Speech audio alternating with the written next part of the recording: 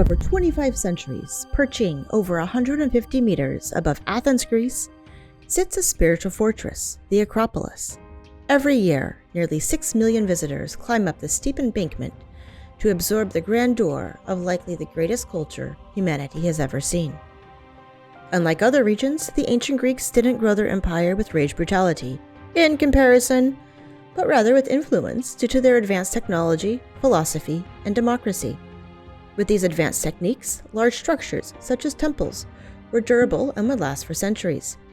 Amphitheaters were constructed in a way to amplify sound to tens of thousands of people at a time. Huge pottery items, as the ones seen here, are still visible. This one has fallen over, something I do also when I have too much pot. The stone construction done over 25 centuries ago can be seen today throughout the entirety of Acropolis Hill. Piles of stones mark the ground where tall structures used to cast shadows on people and beckon for sacrifice and worship.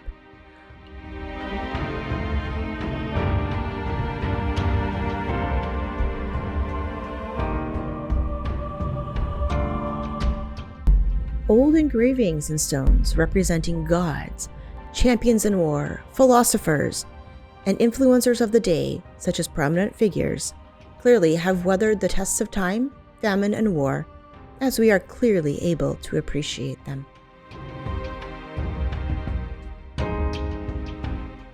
We are now observing the amphitheater of Dionysus.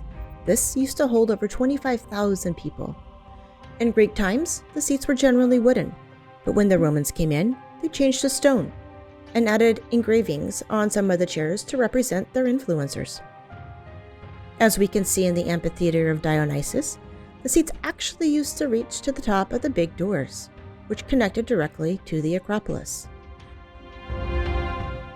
As the lore goes, long ago, the gods Athena and Poseidon had an argument, and the god who won would be the patron god of the metropolis below. As we overlook a beautiful panorama of Athens today, a huge city of nearly 4 million people, it's clear who won that argument. Girl power! Otherwise, the city would probably be called Poseidus.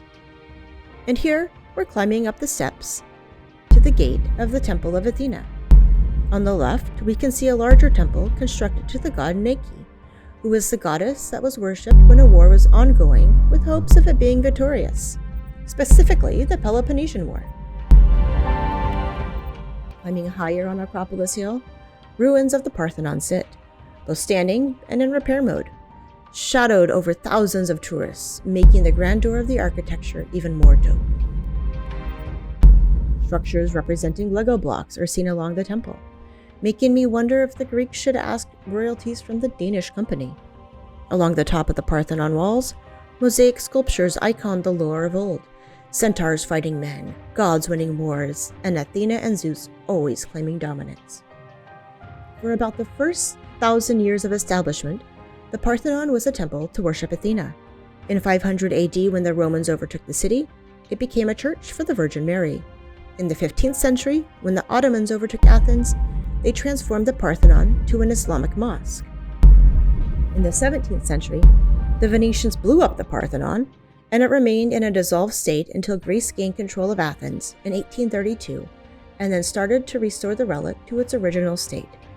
This has only been fueled along the years with the millions of tourists that visit the site annually, on top of it attracting many international archaeologists and historians to help the restoration efforts. Below, we can see how large the amphitheater of Dionysus actually used to spread, and quietly imagine how far the vocals must have radiated across the city.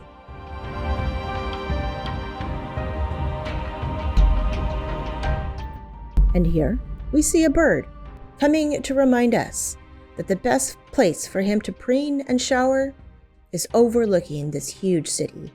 What an exhibitionist! Across from the Parthenon, we see the Temple of Athena Polias. The 6 maidens on this temple hold up what is speculated to be a second level or a wash basin. This temple is structurally significant as it's asymmetrical, unlike the other buildings built in the 4th and 5th century BC. While many scholars speculate the purpose of this structure, whether it be a temple, a tomb, or just a piece of art, the actuality isn't really well known, mostly due to the irregular shape and architecture. I can tell you today, though, that it is the most common site on Acropolis Hill for influencer selfies and TikTok dance pros to gather. Gathered also in the area are piles of stone. These stones are part of the ongoing reconstruction projects to restore the entirety of Acropolis Hill to its beauty and grandeur. Likely, this will be an ongoing effort for hundreds of years in the future.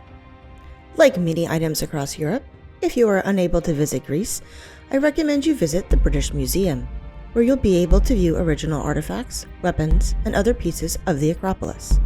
It's unclear why the British Empire still holds these pieces today, but the world is strange and twisted, so I don't ask questions. Thank you for joining me today on this adventure to Acropolis Hill. I hope you enjoyed my amateur editing and video skills. Like, comment, or subscribe if you found delight or humor in this Oscar-winning production. Bye!